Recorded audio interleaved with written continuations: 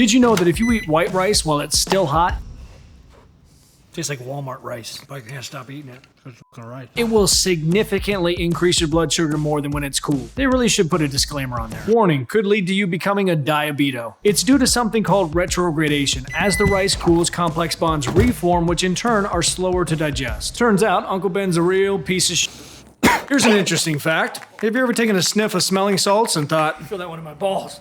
That's probably because the same chemical you use to get ready for a lift is the same one they use on guys that Chris Hansen catches with condoms and a six-pack of Natty Ice. It's called aversion therapy, and it's used in a clinical setting with the worst of the worst kind of people. They get them aroused with whatever screwed up thing they're into, and at the same time, they either electrocute them, make them smell rotting meat, or you guessed it, ammonia. So good luck the next time you try to go pull a PR, because the entire time you're gonna be thinking, did I just break my... You should smell this. Do I have to? Yeah. Also, did you know that caffeine is a cuck? I just assumed that it caused your body to produce more adrenaline, and that's what woke you up. But the actual reason it makes you feel like you never need to sleep again is it closely resembles a chemical in your brain called adenosine, which is responsible for calming and promoting sleep. Smells like a goddamn candy bar. So they end up fighting for the same receptor. Caffeine ultimately wins, and adenosine sits in the corner of your brain, teary-eyed, just watching that receptor get worked for another 5 to 6 hours until caffeine is finished. Chuck, you're fucking up story time. In reality, the entire time, adenosine continues to build up in quantity. But the way I like to picture it is it increasingly gets more self-conscious and wonders, how did this become my life? That's why at that 5 to 7 hour mark, you feel like you hit a wall because all that adenosine finally has a chance to bind with those sloppy receptors. Hopefully that helps you drink a little less caffeine, although some of you are pretty messed up. Speaking of plums, did you know your gym clothes could be affecting your fertility? These look ridiculous.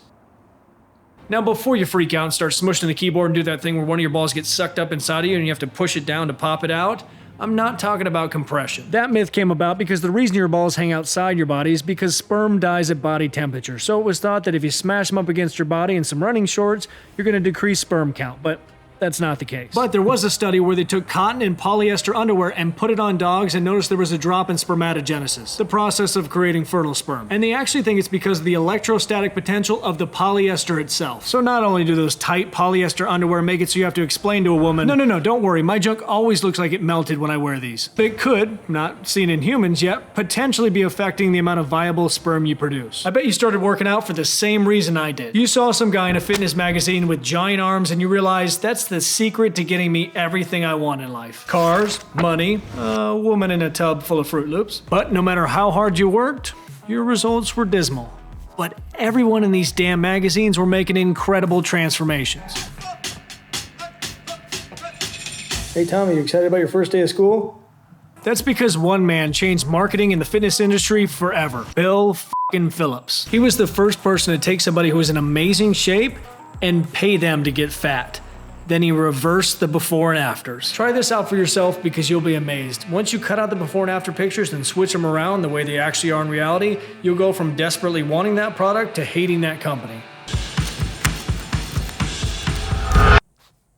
If you already knew this, then there really is no aha moment. I just didn't want some young kid who's just getting into working out to get a hold of one of these magazines and think, that's why I'm not growing, because I'm not butt-chugging muscle tech. Do you have any idea how astounding and how finicky little pieces of shit muscle fibers are? If you've been trying to grow your biceps for years, but your progress is borderline embarrassing, it might not be your horrible genetics. It's most likely the fact that you're not stimulating those fibers completely. Here's a little test for you. See if you can figure out what the hell I'm doing wrong. Here's an exercise for long head, short head, and brachialis.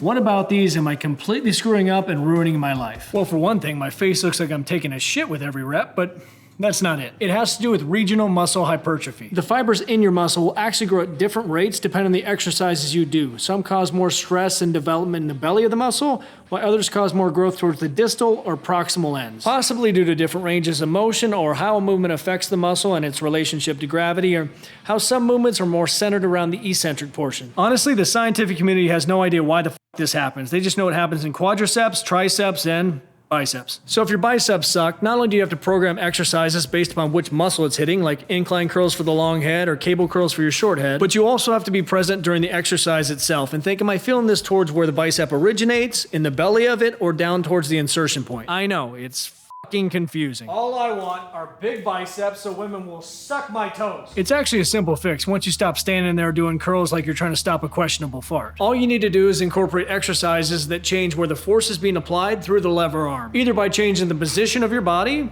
or doing something like a drag curl. Programs are linked below, and if you don't buy them all, you're a horrible person.